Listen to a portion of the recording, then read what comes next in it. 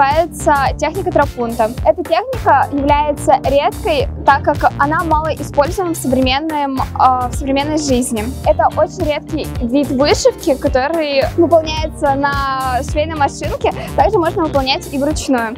Проводя социологический опрос, нам удалось выяснить, что многих жителей нашего города заинтересовала данная техника, так как она является эксклюзивной и необычной. На мне вы можете рассмотреть платье, выполненное в этой технике, и пиджак. На Кате юбка в этой технике.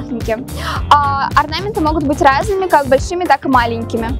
Если вы хотите иметь более крупный орнамент, то вам придется делать застежку крупнее. Если более мелкий, то мельче.